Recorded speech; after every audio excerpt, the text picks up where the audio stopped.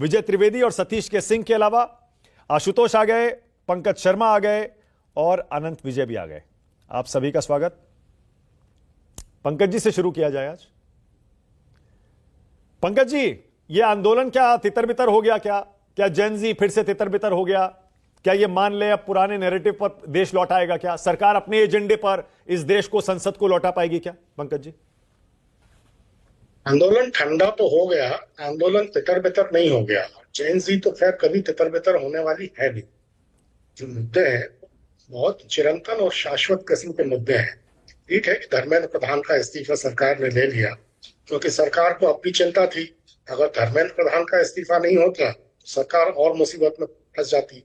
इसलिए उनका इस्तीफा होना एक प्रतीकात्मक जीत विपक्ष की, जेन जी की, इस देश के नौजवानों की है। लेकिन इससे मुद्दे खत्म नहीं हो जाते। जैसे आप कह रहे थे कि अब अमित शाह जी का मसला है, आखिर इस बात का जवाब तो सरकार को देना चाहिए ना कि छात्रों के साथ, विद्यार्थियों के साथ, युवाओं के साथ इस तरह की ज्यादती किसके इशारे पर पुलिस ने की? पुलिस कोई काम बिना ऊपर के हुक्म के तो करती नहीं है। रोज हम लोग सुनते हैं, अगर आप किसी थाने में भी चले जाएं तो अगर रिपोर्ट दर्ज नहीं की जाती तो कहा जाता है ऊपर का हुक्म है। तो ये ऊपर कौन है? ऊपर कोई अमूर्त चीज तो बैठी नहीं है, सरकार नाम की एक चीज है। और जैसा कि हम सब जानते हैं कि अमित शाह जी जैसा ताकतवर गृह मंत्री इस देश में इसके पहले शायद ही कभी हुआ। तो सारी चीजें तो उनकी मुट्ठी में है। तो अमित शाह जी से सवाल पूछा जा रहा है। इसके अलावा और भी बहुत से मसले हैं जिन पर बात होगी। अभी पेट्रोल में जो मिलावट का मसला है उसका मसला भी उठेगा। राम मंदिर के चंदे का मामला है, वो मामला भी उठेगा। तो बहुत सारे मसले ऐसे हैं जिस पर संसद में सरकार को अभी जवाब देना है। इसलिए जब तक वो जवाब नहीं मिलते, मुझे लगता है कि संसद की जो कार्यवाही सुचारू रूप से चलना थोड़ा संभव सा है। Okay, alright. मुझे लगता है कि गृह मंत्री को कब आना चाहिए ये राहुल गांधी तय नहीं करेंगे। राहुल गांधी ये तय नहीं करेंगे कि गृह मंत्री आके माफी मांग ले। राहुल गांधी ये तय नहीं करेंगे कि देश कैसे चलेगा, क्योंकि देश को चलाने का मैंडेट राहुल गांधी के पास नहीं है। पूरा इकोसिस्टम उसको आगे बढ़ाने में लग जाता है कि ये राहुल गांधी की। अभी सुन रहा था मैं, कोई कह रहे थे कि विपक्ष की जीत है। अरे भाई, आंदोलन में कहां थे विपक्ष 30 दिनों तक? सॉरी आपको रोक रहा हूं। मैंने अभी चैट जीपीटी से पूछा तो करीब बताता है 400 to 420 million gen Z people, मतलब 40 से 42 करोड़ के आसपास। हर भजन क्लब में एक जंतर मंतर नजर आएगा आपको। तो मैं तो क्या वो जेन जी का प्रतिनिधित्व तो नहीं करते हैं? लेकिन मुझे बहुत हैरानी हुई। आनंद, एक सेकंड रुकिएगा। अभी जब आपने कहा ना ये जो कांवड़ लेके आ रहे हैं ये भी जेन जी हैं, पंकज जी ऐसे ऐसे अपनी गर्दन हिला रहे हैं। पंकज जी क्यों भाई, बात तो सही है ना? ये हम क्यों मान के चल रहे हैं कि सारा जेनजी मोदी के खिलाफ हो गया, जंतर मंतर पर सारा जेनजी आ गया, या सारा जेनजी जंतर मंतर आंदोलन के पीछे खड़ा हो गया? पंकज जी, कौन कह रहा है कि सारा जेनजी नरेंद्र भाई मोदी के खिलाफ खड़ा हो गया? लेकिन ये कांवड़ यात्री जेनजी है, ये उस तरह के जेनजी हैं जो जंतर मंतर पे इकट्ठा हुआ था। ये सुनकर भी बड़ी बड़ी हैरत होती है।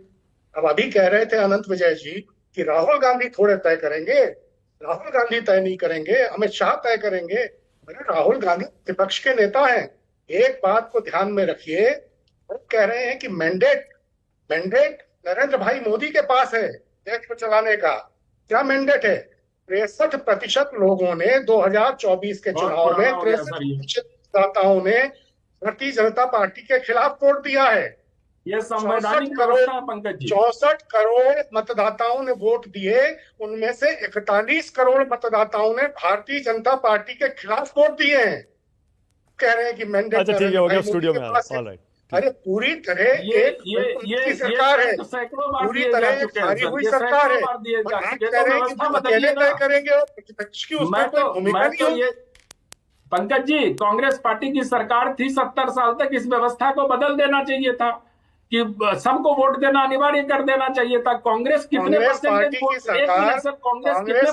से तमाम सरकारें, इसका कभी आकलन किया आपने? पार्टी की तमाम सरकारें।